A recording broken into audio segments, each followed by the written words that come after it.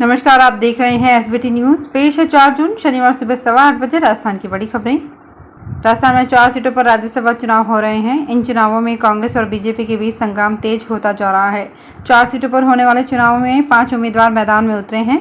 Bharatiya Janata party के खिलाफ एकजुटता का संदेश देने के लिए राजस्थान में मुख्यमंत्री अशोक गहलोत, सचिन पायलट और पीसीसी चीफ गोविंद सिंह डोटासरा नामांकन से लेकर विधायकों की वर्कशॉप तक एक साथ नजर आए।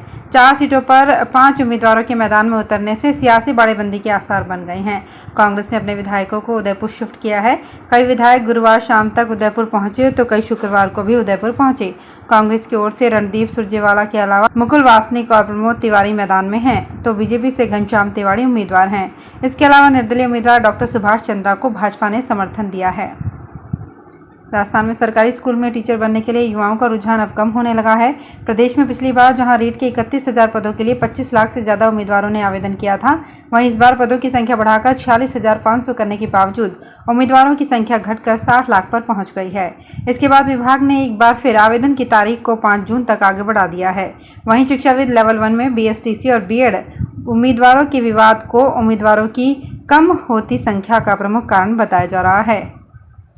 मई के महीने में भीषण गर्मी पड़ने के बावजूद उदयपुर लोगों को रास आया है। इसकी जानकारी मई महीने में उदयपुर एयरपोर्ट की फुटफॉल के आंकड़ों से मिली है। मई के महीने में उदयपुर का तापमान 44 डिग्री के पार चला गया था। ये उदयपुर के इतिहास में दूसरा सबसे गर्म सीजन था। इसके बावजूद मई के महीने में उदयपुर में 70,000 से ज्यादा लोगों ने एयरपोर्ट से ट्रैवल किया। ये आंकड़ा पिछले 2 साल में सर्वाधिक रहा। राजस्थान के नगरीय विकास, स्वायत्त शासन एवं आवासन मंत्री शांति धारीवाल ने कहा है कि राजस्थान आवासन मंडल लीग से हटकर नई योजनाओं पर काम कर रहा है और उपलब्धियों की मिसाल बन चुका है। धारीवाल ने अपने राजकीय निवास पर आवासन मंडल की जयपुर में विभिन्न योजनाओं के शुभारंभ तथा लोकार्पण कार्यक्रम को संबोधित कर रहे थे। उन्होंने कहा कि आवासन मंडल अपनी इन योजनाओं से आम आदमी का भरोसा जीतने में फिर से कामयाबी हासिल की है। उन्होंने इस अवसर पर आवासन मंडल द्वारा विकसित प्रताप नगर एवं मानसरोवर चौपाटियों में आने वाले लोगों की सुविधा के लिए मोबाइल ऐप बुक माई चौपाटी की भी शुरुआत की। आम आदमी पार्टी के केंद्रीय समन्वयक प्रशांत कुमार जायसवाल ने बालोतरा के डाक बंगले में प्रेस वार्ता कर राजस्थान में चल रहे आम आदमी पार्टी के संगठन विस्तार को लेकर जानकारी दी। राजस्थान में चुनाव प्रभारी विनय मिश्रा और राजस्थान के संगठन मंत्री दुष्यंत यादव ने पूरे राजस्थान में हर संभाग पर 24 अप्रैल से लेकर 3 मई तक कार्यकर्ता संवाद में 200 विधान सभाओं पर संगठन मजबूत कर आगामी चुनाव लड़ने की बात कही। इस कड़ी में केंद्रीय समन्वयक प्रशांत कुमार जायसवाल जोधपुर संभाग के जिलों में विधानसभा स्तर पर संगठन की मजबूती के लिए मीटिंग करते हुए जैसलमेर से बाड़मेर पहुंचे। अजमेर जिले के प्रभारी मंत्री महेंद्रजीत सिंह मालवीय एक दिवसीय दौरे पर अजमेर पहुंचे। इस दौरान उन्होंने रीट कार्यालय सभागार में जिलाधिकारियों से विभिन्न विकास कार्यों और योजनाओं को लेकर समीक्षा बैठक की। लापरवाही बरतने वाले अधिकारियों की खिंचाई करते हुए बेहतर कार्य करने वाले अधिकारियों की सराहना भी की। इस मौके पर उन्होंने बताया कि सभी अधिकारियों से विभागों को लेकर 121 चर्चा की गई है, जहां अजमेर जिले में संतोषप्रद काम किया है, लेकिन कुछ विभाग ऐसे हैं जिनमें और बेहतर काम करने की आवश्यकता है। उत्तर पश्चिम रेलवे के जोधपुर मंडल ने चेकिंग से अर्जित आय के मामले में नया कीर्तिमान बनाते हुए बिना टिकट यात्रियों से 1 करोड़ 22 लाख रुपए का राजस्व वसूला है। मंडल रेल प्रबंधक गीतिका पांडे ने बताया कि मंडल के टिकट चेकिंग स्टाफ ने अब तक का सर्वश्रेष्ठ प्रदर्शन करते हुए एक ही माह में 26,000 बिना टिकट यात्रियों से 1 करोड़ 22 लाख रुपए का रेल राजस्व वसूल किया है। मई माह में वसूला गया राजस्व जोधपुर मंडल के इतिहास में अब तक का सर्वाधिक है।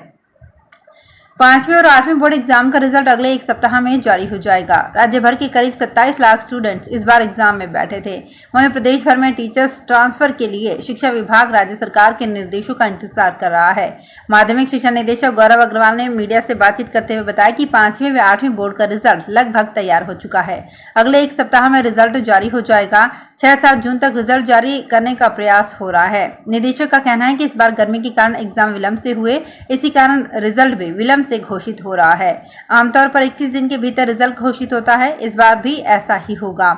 17 मई को एग्जाम खत्म हुए थे और अब 6-7 जून तक रिजल्ट आ जाएगा। जोधपुर जिले की बिलाड़ा पुलिस ने चांदी के गहनों की लूट का पर्दाफाश करते हुए 3 आरोपियों को गिरफ्तार किया है। उनके कब्जे से लूटी गई 16 किलो चांदी एवं वारदात में प्रयुक्त देसी कट्टा भी बरामद किया गया है। ग्रामीण पुलिस अधीक्षक अनिल केयाल ने बताया कि गत 7 मई को कागो की ढीमडी बिलाड़ा के ज्वेलर्स कल्याण सिंह सिरवी के साथ लूट हो गई थी। इस मामले में जाटों का धुम्बड़िया पिचिया के तेजाराम जाट, घड़ा मगरा के संपत सेंगवा और पाली जिले के बाली तहसील के अंतर्गत सादलवा के रवि देवासी उर्फ कीकाराम को पकड़ा है। बीकानेर के जैसेसर गेट रोड पर हाल ही में नालों की सफाई के नाम पर अतिक्रमण तो हटा दिए गए, लेकिन बाद में वापस सुध नहीं ली जा रही है। हालांकि मौके पर नाले पर नई ईंटें जरूर लगवाई जा रही है। दुकानदारों का कहना है कि दुकानों के आगे चौकियां तो हटा दी, लेकिन नाले की सफाई अभी तक नहीं हुई है। नाला कचरे से अटा पड़ा है, इससे दिन भर पूरे क्षेत्र में दुर्गंध फैली रहती है। दुकानों पर आने वाले ग्राहकों को भी परेशानियों का सामना करना पड़ रहा है। श्री घांची नवयुवक मंडल सेवा समिति जोधपुर के एक शिष्टमंडल ने पाली से जयपुर तक पैदल यात्रा कर रही पाली नगर परिषद सभापति रेखा भाटिया एवं उनके पति पार्षद राकेश भाटी का स्वागत किया। नवयुवक मंडल के अध्यक्ष अशोक भाटी ने बताया कि पाली शहर में जल समस्या के स्थायी समाधान के लिए नगर परिषद सभापति रेखा भाटी एवं उनके पति पार्षद राकेश भाटी द्वारा पाली से जयपुर तक पैदल यात्रा निकाली जा रही है। इस यात्रा के जरिए पानी की पाइपलाइन के लिए राज्य सरकार से गुहार लगाई गई है, जिससे पाली को हर साल होने वाली पीने की पानी की समस्या से निजात मिल सके। राजस्थान के सरकारी स्कूल्स में एग्रीकल्चर टीचर बनने के लिए अब 3 विषयों में पीजी की अनिवार्यता लागू करने से सैकड़ों की संख्या में एग्रीकल्चर ग्रेजुएट नियुक्ति की दौड़ से बाहर हो रहे हैं। इन युवाओं ने वर्ष 2018 की तरह किसी भी विषय में पीजी को नियुक्ति में छूट की मांग को लेकर माध्यमिक शिक्षा निदेशक से मुलाकात की है। एग्रीकल्चर ग्रेजुएट्स के साथ ही विभिन्न यूनिवर्सिटी में लेक्चरर्स ने भी निदेशक से मिलकर नियमों में संशोधन की मांग की है। जोधपुर में महिला सुरक्षा सखी की बैठक शुक्रवार को डीआरडीए सभागार में आयोजित की गई।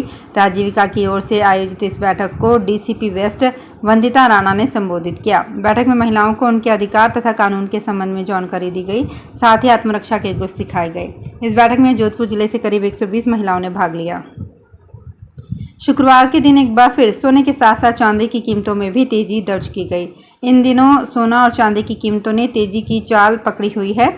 सोना एक बार फिर से नई ऊंचाइयों पर पहुंचने की तैयारी में है। शुक्रवार को सोना कीमतों में 500 रुपये प्रति 10 ग्राम की तेजी देखने को मिली। वहीं आज चांदी की कीमतों में 1250 रुपये प्रति किलो की तेजी देखी गई। घरेलू बाजार के साथ अंतर्राष्ट्रीय बाजार में भी सोने में तेजी का ट्रेंड रहा।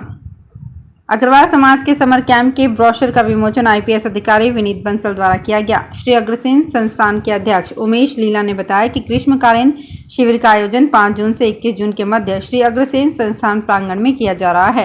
इससे पहले 15 से 20 जून तक योग प्रशिक्षण तथा 21 जून को अंतर्राष्ट्रीय योग दिवस के अवसर पर सभी समाज के बंधुओं के लिए संस्थान प्रांगण में योग शिविर का भी आयोजन योग गुरु संध्या जिंदल के नेतृत्व में करवाया जाएगा।